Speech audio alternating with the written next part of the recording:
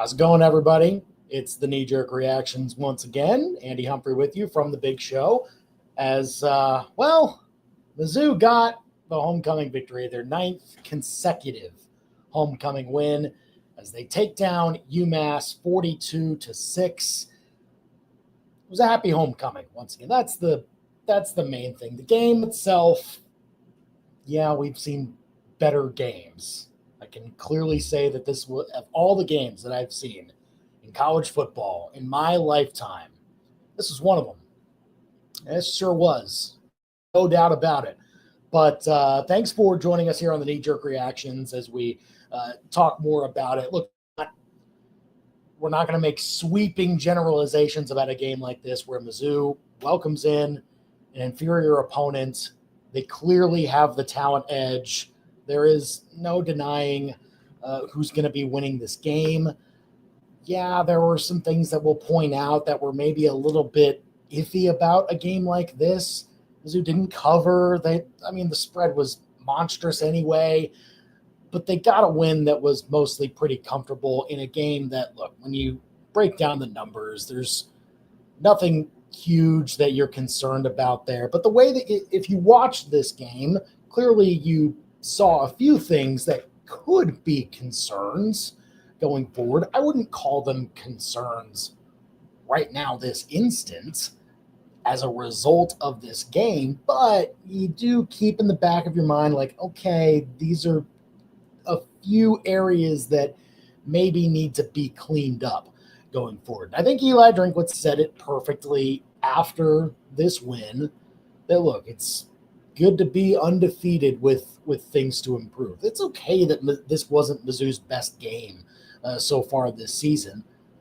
It didn't have to be. Mizzou's best game has to come in one of their more important games on the year. So far, their most important one that they played to this point is South Carolina, and maybe you call that their best game. I don't know. But if it's still to come, then I think that's good news for Mizzou. Clearly, you didn't see it today, but you're going to have to see it at some point, as now for the remaining 7 games, there's 7 conference opponents waiting to topple you. And so that's what you've got to hunker down on now as you head into a bye week, and then you get Alabama. So we'll get into a few of the things that we saw tonight that at least stood out, and then kind of talk about, hey, do you think this team right now can beat Bama, who just beat Georgia on the road by 3 points?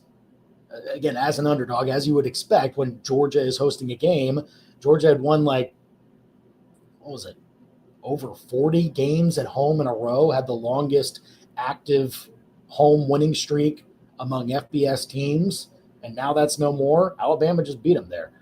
So that's going to be tough when Mizzou welcomes them into their place a couple of weeks from now. But let's go through what we saw in this game against UMass tonight. Again, if you're watching right now on YouTube, thank you for that. Sticking through it after the night game against UMass and, the things that transpired afterwards.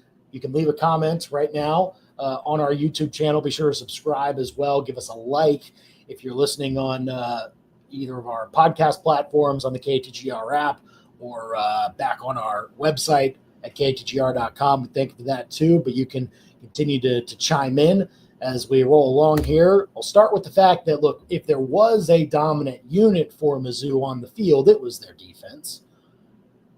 Yeah, a couple of pass plays got away. UMass did get a first down in this game, as you would expect an FBS team to do against another FBS team every so often, but they didn't get very many. They converted 4 of 16 chances on third down. Mizzou outgained them on first downs 31-8 in this game. The defense put up another very strong performance against an opponent that they should be looking strong against. Like, they did what they were supposed to do. Held them to 19 rushing yards. Like, we've come to see this unit be very strong against the run in this game, or really in this season so far. The pass yards, there were 105. Freshman quarterback making his first start for UMass, and it appears that he's the more talented guy, it would seem, A.J. Hairston. Look, he didn't throw all that well. He was 11 of 31 for 75 yards. The backup came in and got 30 of those passing yards. And yeah, Hairston had a touchdown pass in this game. But that was after an interception by Bo Pribula where the UMass guy is just in great position, and then he has got all this open field to run the other direction and gets chased down by Jamal Roberts. But it flips the field there, and they start just outside the red zone, and they go ahead and finish it because teams will do that every so often. Nothing really I put against the defense in this game. I don't have too many concerns about it. You can nitpick and say that they lost a couple of guys on some third down plays, and on those passing downs, UMass was able to find the right guy. Sure. I'm not saying that the pass defense has been fixed by any means, but I think they looked better. Like they, again, took care of business, covered guys, I thought, man-to-man very well. If you talk about soft spots and zones and things like that to get a little bit better, okay, fine, I understand. But we weren't going to see everything fixed in this game anyway. There was going to be one or two plays that maybe got away, but the fact is those were few and far between, and they didn't necessarily put UMass in position to score. The only thing that put UMass in position to score was Mizzou's interception. And so when that happens, you don't go back and say, oh, the defense is still in trouble because they're giving up a couple plays here and there. No, I think they will look at the film and see what they did wrong on some of those plays, but it's not something that can't be fixed. Kind of how I felt about the defense for the most part throughout this season. I mean, look, if they are stopping the run at the rate that they are, again, a few of those plays that burn you over the top, I can live with. Now, again, we'll see what they look like against the tougher opponents because the margins are thinner and you're not sure whether those plays will be the difference in the game by the time they come around. But look, after a bye week, I would think that Mizzou's defense gets more of an opportunity to see what those plays are about, make sure that the guys on the back end are communicating the way they're supposed to. So I'm not overly concerned about that. This was a very good night for the defense. Like, no issues that I am truly concerned about coming out of it. It's not to say they were perfect, but the fact that you almost expect them to hold opponents under 20 yards rushing like they've done in 3 games already this year is pretty impressive. They came in averaging 73-ish yards allowed per game on the ground to opposing teams, and that average is going to go down after this game. It's just it's impressive, and I think this unit did exactly what they needed to do to take on the dominant for 4 quarters type of mantra here tonight. We'll get to some of the other parts of it. There were some sloppy parts on the other side of the ball. But let's go to this next one. I mean, gosh, when on the very first drive of the game, Ahmad Hardy runs very well. He still is breaking tackles at the rate that we've expected him to make them. And then he comes up a little bit gimpish after one of those plays. He comes out, and then Jamal Roberts punches in the touchdown not too long afterwards. And you see Hardy going to the medical tent, and you figure, oh, no, this is the game where that happens. The one thing that we can't have happen in this game, get anybody of major impact hurt at any point. Well, it almost happened in this game. And look, seems that everything was all right. Ahmad Hardy came out of the tent, went on the exercise bike for a little bit, and played the rest of the game for the most part. Played into the third quarter, almost a little bit longer than I probably would have wanted him to. I think I tweeted out from the Big Show account, I think at the point when he got his 18th carry and his 3rd touchdown, he was up to 112 at that point. And I said, okay, yeah, call it a night. He still went out there for another series or 2 and finished with 24 carries, 130 yards, 3 touchdowns. Still gaudy numbers. I mean, this is what crazy what we've come to expect from Ahmad Hardy. He's up to 730 for the season now. average came down per game a little bit for this season. He was at 150. Now it's going to come down after he went for 130 tonight, but still punching in touchdowns at an impressive rate. The yards per carry is still very good at 5.4. But look, in a game like this, I don't know if I need to give him 24 carries. Jamal Roberts should have had more than 6, I believe, in a game like this. You should be using him maybe a little bit more, or have that be a little bit of an even balance, closer to an even balance. You don't have to give Roberts more carries or even the same amount of carries. You can still make Hardy the main guy, but Roberts, I would have at least pushed to 10. I would have siphoned off 5 or 6 of Hardy's carries over to Roberts and maybe even some of the other guys. And look, they started churning out the other guys eventually, but the Mizzou almost did not accomplish the one goal that they needed to accomplish for a game like this, and that is keep everybody healthy, everybody, and hold everyone out that has any kind of minor thing that they might be dealing with. And Eli Drinkwitz indicated that there were a couple of guys that did. Jordan Harris had a bit of a hand thing. He didn't play tonight. And Dre Norwood tried to go pregame, but said he couldn't with a soft tissue injury. And so, just sit out. We got guys that can handle UMass in the second and third string. But look, I'm not saying it's not fun to see Ahmad Hardy run out there. I love watching this guy. But for a game like this, Mizzou, it's not to say they played with fire, but they dodged a bullet for sure with the early Ahmad Hardy drive that resulted in him going into the injury tent. But luckily, he came out and he's got a bye week now to rest up. Everybody else does too. And that's the good news, at least, as they head into the rest of their SEC schedule. Now, here is maybe the main, if you want to call it a concern, from this game.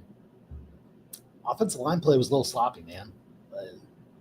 I thought especially in the second and third quarters.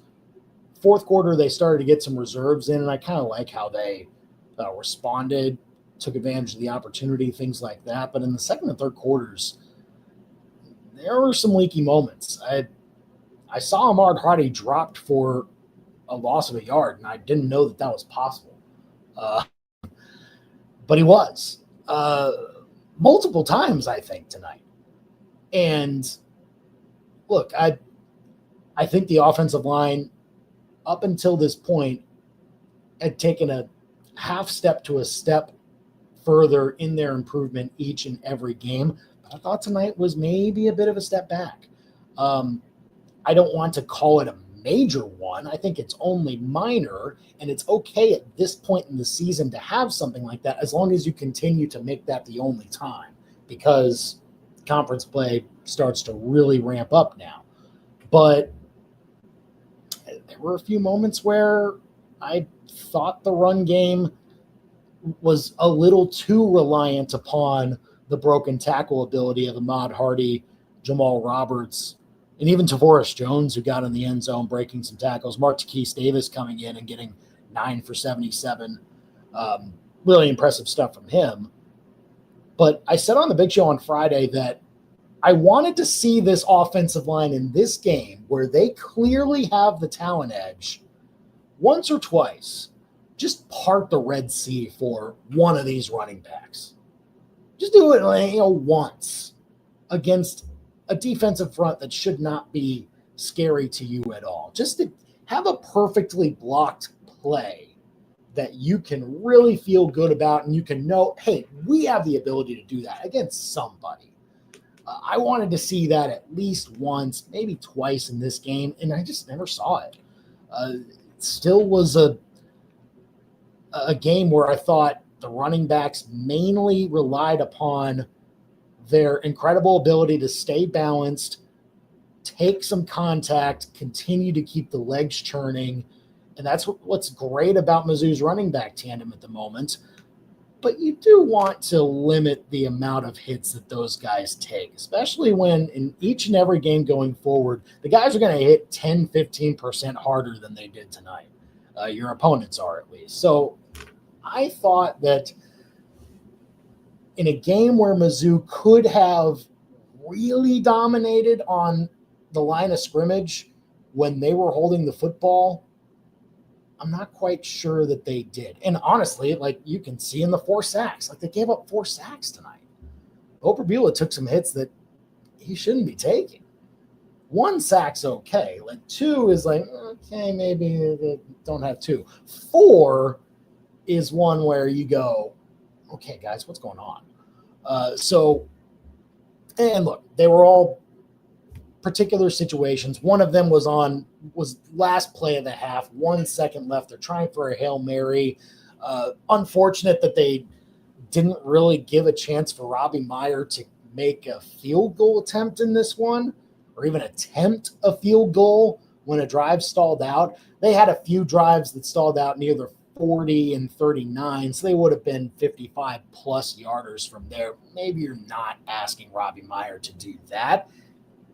I mean, I would have been fine if he had tried it. Like, don't really have much to lose. Why not just try it, especially at the end of the half when they were trying to get into range and they're really close to it, but just didn't quite get all the way to where they wanted to be.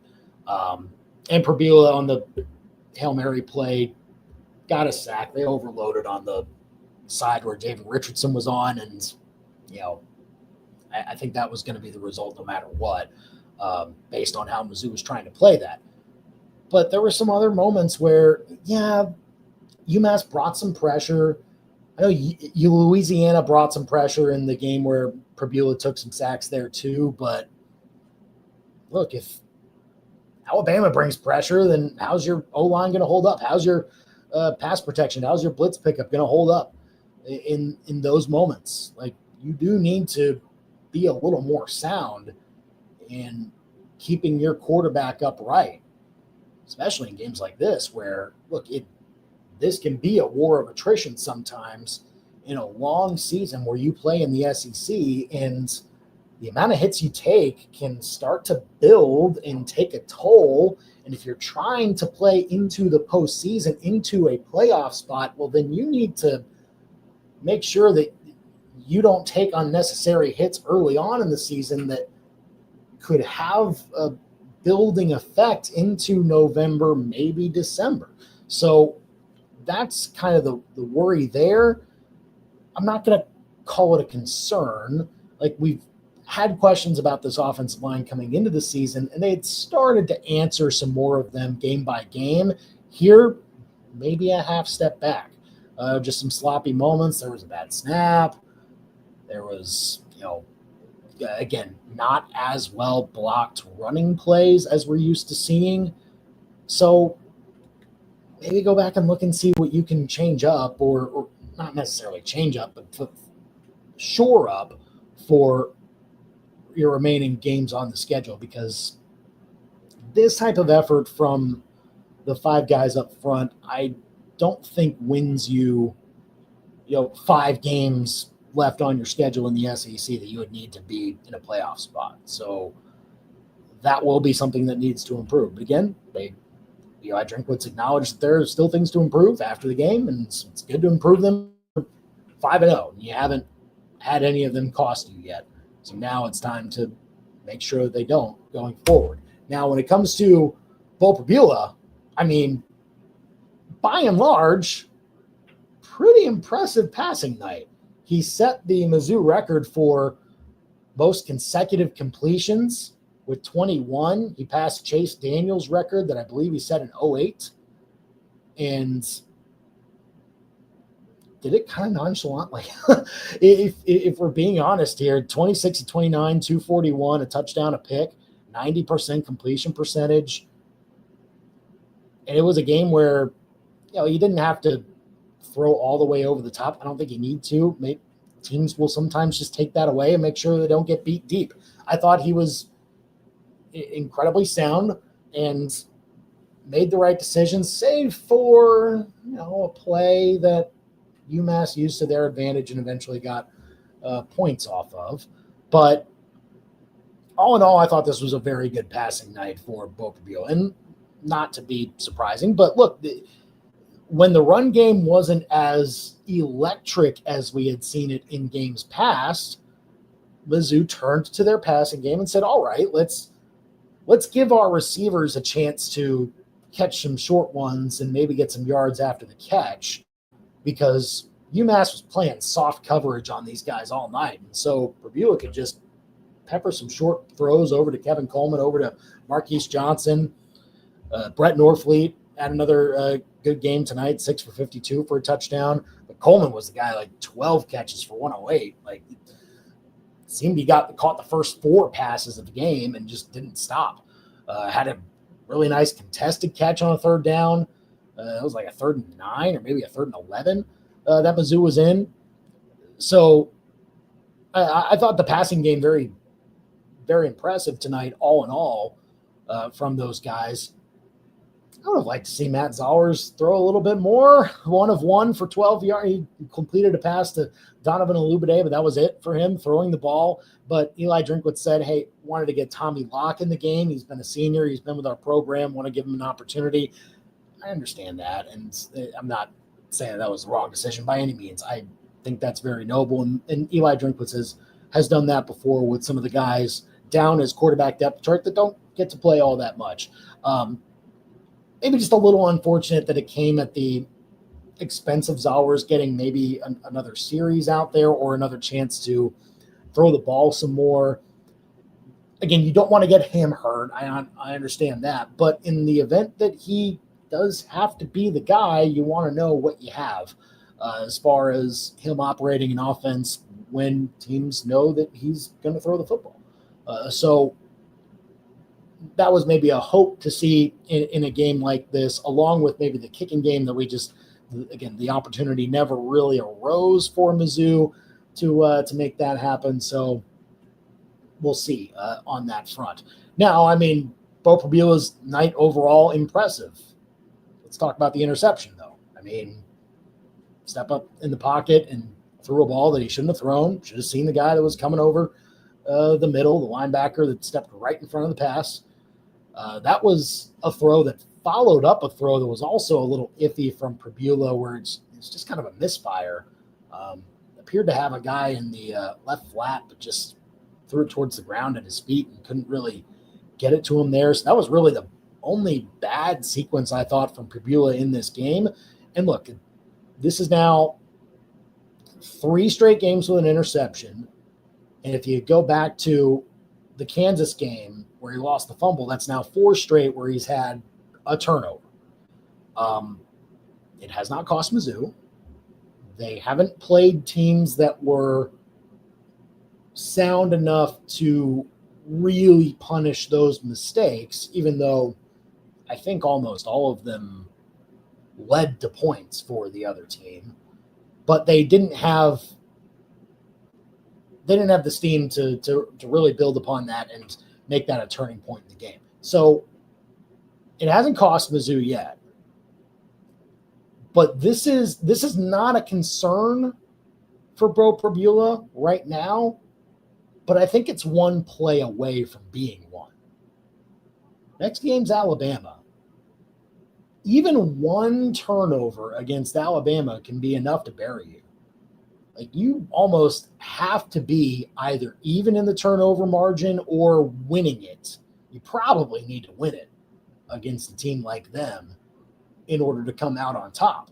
So, look, right now, Bo Prabula has looked like a very good to honestly great quarterback in this league that has obviously gotten a lot of attention. The numbers have been excellent so far, but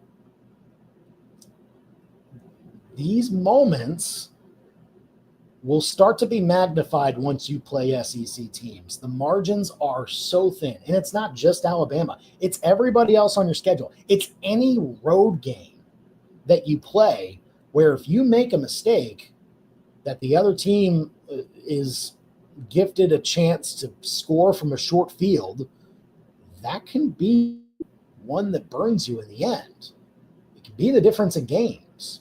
So, again, not a concern right now. Bo Prabula can keep the ball security as buttoned up as possible for the remaining 7 games, and we're not even talking about this anymore. and he learns from the mistakes, knows what he needs to do the next time, and doesn't make that mistake again. But we're one play away from this being a concern.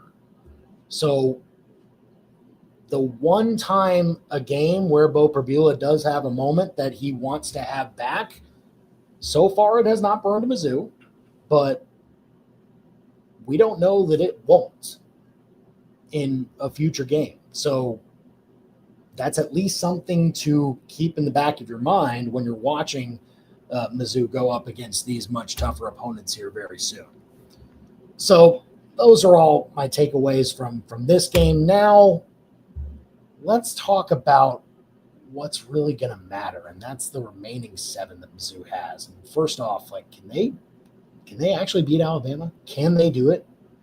Alabama, again, was really impressive on the road against Georgia tonight. I was watching a good amount of that game today as Mizzou is playing their game. And look, they will go into any venue and be just fine.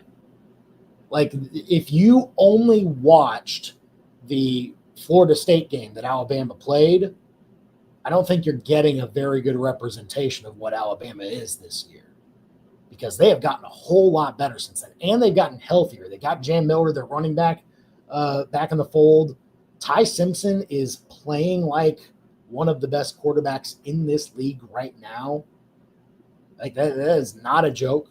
He has been nails, and he showed it in a big game tonight on the road in a hostile environment against the other SEC powerhouse. Like, those two have basically won the last 5 SEC championships going back to 2020. And so, like, those have been the two at the top. And Alabama has been very good in that matchup before, but it's because of big-time players, and Ty Simpson appears to be one right now. Mizzou's got to have a good plan for him, and they've got to have a really good plan for Ryan Williams.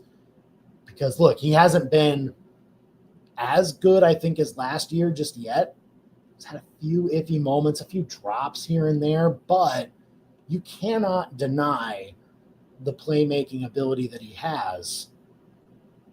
And that doesn't appear like that great of a recipe against Mizzou's defense right now, right? So, look, Mizzou has allowed a few explosive plays, and when they allow them, they've been howlers, right? They've been 30 yards, 40 yards, whatever it is.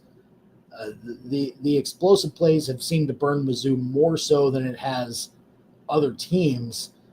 Bill Connolly telling us earlier this week that Mizzou's pass defense actually not terrible by and large when you look at the full picture, but on the successful plays that they allow in the passing game for their opponents, they're like 115th in yards given up in the country on those successful plays. And so I'd be interested to see what the numbers look like now. They probably look a little bit better because UMass didn't have a whole lot of huge explosive plays in this one. They had 1 or 2, but they only went for about either 15 or 20 yards, and go back and look. But there is a concern when it comes to covering that guy and what he's going to mean for Mizzou's defense. I think it has to be a game where you rely upon your pass rush. That's been the strength of your defense to this point, is those guys up front, not just their run stopping ability, but just their ability to affect the quarterback. They've got to make it tough on Ty Simpson all night long, be in his face, make every throw difficult, force some throwaways, and make sure that the crowd doesn't get taken out of it either. Because, look, Mizzou's going to have it. They're going to have people at their back for this game, no doubt about it. But you got to give them a reason to stay engaged all game long. They'll be in the building, but you've got to help them bring the noise by making some plays out there. And that starts with wreaking havoc in the backfield. That's where Mizzou hangs its hat. They've still got to be an excellent run-stopping team. And if they do, then they'll give themselves a chance. But you always have that thing that you're worrying about in the back of your mind. Like, is a safety going to be out of position and Ryan Williams goes deep and that's a touchdown that turns the game? Like, that's still in the back of your mind. am not sure what my prediction is on this. Again, it's 2 weeks away. I've got time to mull it over. But will Mizzou actually get this done? Because if they do, then literally everything's still on the table, even if you lose it. But you start to really skyrocket if you get this type of win. Now, Alabama's going to play Vandy at home next weekend. So if they win that, that's another ranked opponent. And then they'll at least be a top 10 team by then. I don't know, maybe even top 5. So if they come into your building and you're probably still top 20, it'd be interesting to see what happens in the polls this week for Mizzou. I don't think they'll drop, but it could happen after the bye week where they maybe drop a few spots because some teams behind them won, and then you drop because you didn't have a game. But either way, Mizzou is still a top 20-ish team hosting probably a top 5-ish team in Alabama in 2 Saturdays from now. That is an excellent chance to seize some national attention that honestly you are going to need in order to rise up in the polls and eventually be in a good spot in the first CFP poll as you get closer to that. So that stuff does matter. You're going to be in a prime window, everything like that. So I think now we're really going to see what this Mizzou team is made of if they can topple Alabama in a couple of Saturdays from now. Appreciate you guys coming along for the ride here on the Knee Jerk Reactions. Again, we'll do this after every single game here. We'll be back in this space in a couple of weeks for the Knee Jerk Reactions fresh off of the Alabama game. We'll see how that one goes for Mizzou, but we'll have more reaction from this game and the season so far on the big show with myself and Brendan on Monday at 4 o'clock. So do not miss that. We'll be happy to have you join us for it. You can text us there. You can leave comments on the YouTube channel there. We'll be streaming live here with every big show going forward. So be sure to subscribe to the channel and be ready for all of those. And thanks for joining us tonight, and happy homecoming, everybody.